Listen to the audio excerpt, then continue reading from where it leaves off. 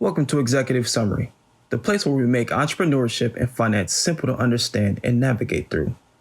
This channel will give you all the tools you will need to become successful and the person you so desire to be.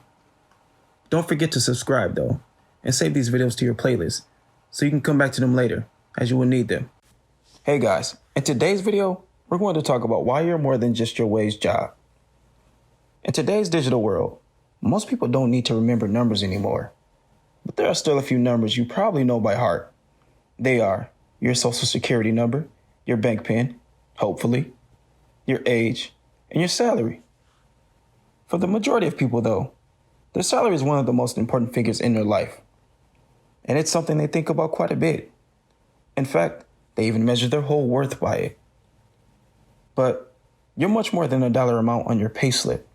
And only focusing on your income can make you a very narrow-minded person and stop you from growing and living a full life in other areas.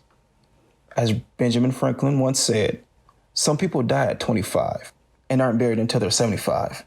Don't be one of those people who stops living at 25, all for the sake of their salary.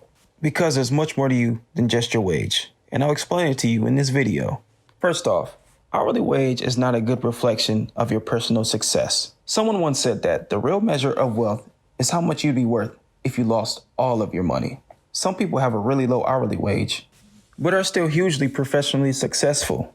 And one of the best examples of this is Steve Jobs, who was the famous Apple CEO who made just $1 a year from 1997 to 2011. And would you judge his worth negatively for it?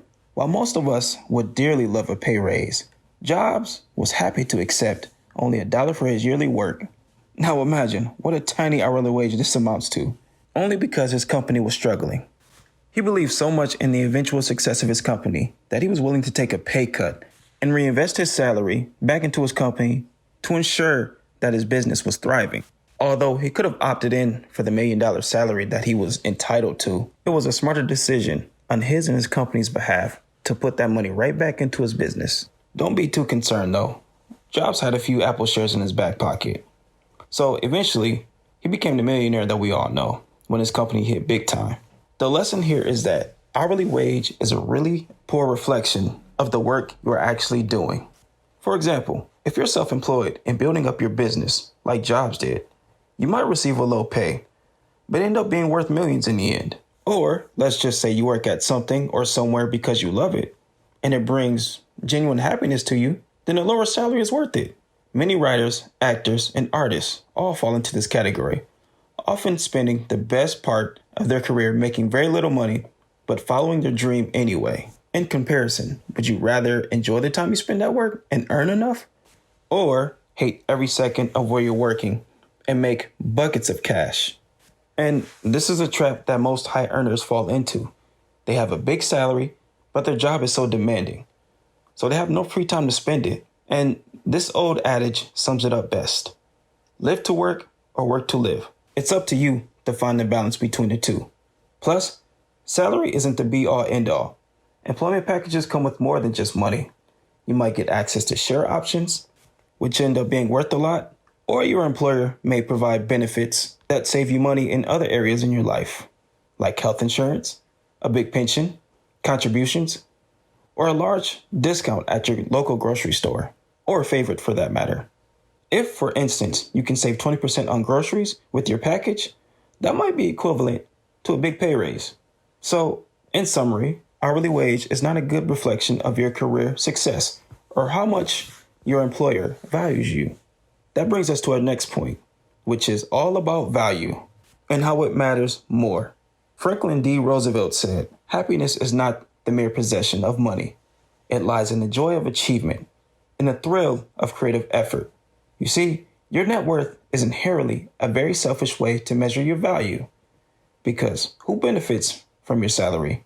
Well, it's you. But what about reversing this way of thinking and considering the contribution you make to the world or other people? In a capitalist world, the people who are paid the most might not be the most valuable to society. Think about this. You have nurses, you have teachers, and without these people, our society wouldn't function. They are incredibly valuable, even if they are not the biggest earners. And while you're maximizing the value that you bring to the world, You might find out that the physical rewards will come anyway. At the end of the day, though, what goes around comes around, and the more valuable you make yourself, the more wealth you'll attract. So really, instead of focusing on growing your net worth each month, instead ask yourself, how can I provide more value to the world? Which brings us to our next point now, and how learning is key. Jim Rohn said, formal education will make you a living. Self-education will make you a fortune. To my students, this one's for you guys. You might not be earning enough money, or even anything at all right now, but you're still doing something very important, which is getting an education. Any form of learning makes you infinitely more marketable when it comes to finding a job. But while a formal education is useful, it's not as valuable as life skills. Things like entrepreneurship, business expertise, people skills, these attributes will stand you in a good stead your whole life long, and even set you up with a platform to work on your own if you want. So any experience where you're learning or picking up on-the-job skills, it'll always be worth more than a well-paid job that teaches you nothing. I think that having a $0 net worth and the ability to earn and provide is far better than bringing home $1 million and not knowing how to reproduce it. In which, with all this talk about money, this leads us to our next point, and how money is all relative. Henry David Thoreau said, "The man is the richest whose pleasures are cheapest." You see, some people aren't motivated by money because they only want enough to pay their expenses, and that's sufficient for them. And honestly, when you think about it, do you really need more than this? Surely being self-sufficient is the goal, right? And anything else is a bonus. And if you're a person who lives cheaply and doesn't need much, then you might consider a lower salary being right for you. But in the end, it's all relative. And depending on if you're a person who has expensive taste, then having a lower wage job might not be right for you. Whereas a more frugal person with a lower wage job easily covers their outgoings for the month. But of course, there are other few factors that impact how expensive your lifestyle is. For example, like your location. You have the cost of rent, you have the price of groceries, and you even have to factor in travel. And it's a well-known fact that life in a city is very costly.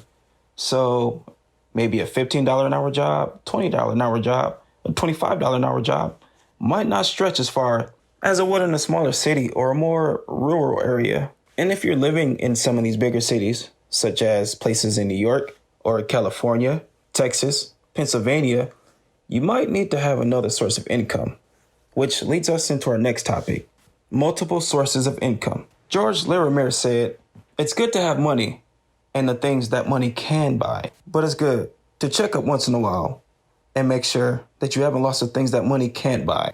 Think about this though. If you're concerned that your wage isn't enough or isn't meeting your requirements, there are a few things that you can do. And one good step to take involves finding other sources of income alongside your job. See, employment is really only a single source of income.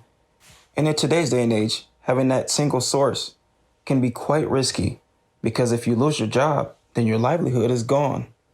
To avoid something like this, you could supplement your salary with other things, like investment in property or investment in stocks and shares. But we can talk more on that later. Although it is important to remember that while having multiple sources of income is great, they are only meant to keep wealth and not create it. And they can be quite hard to work at. So you need to be sure the return is big enough and is worth it to you. Which leads us into our next point, making good choices. Frank A. Clark said, "Many folks think they aren't good at earning money when what they don't know is how to use it." As we mentioned earlier, diversifying your income is a good way to make some additional cash. With an investment, you can sit back and watch your money grow without having to do a single thing. And only a small investment is what it takes to eventually become something bigger and significant if you make a wise choice. For example, if you had invested $100 in the first Apple IPO in the 90s, you would now find yourself with about $67,564. And truthfully, that's what it means to have your money work for you. In which this leads us to our last point, which is universal basic income. Robert Bosch said, "I don't pay good wages because I have a lot of money. I have a lot of money because I pay good wages." But that begs the question, how long will wages really be necessary? With the changing nature of work and the ever-increasing amounts of automation, which have led for many academics and think tanks to call for universal basic income. What is universal basic income, you might ask? Well, it's a periodic cash payment unconditionally delivered to all on an individual basis without work requirement.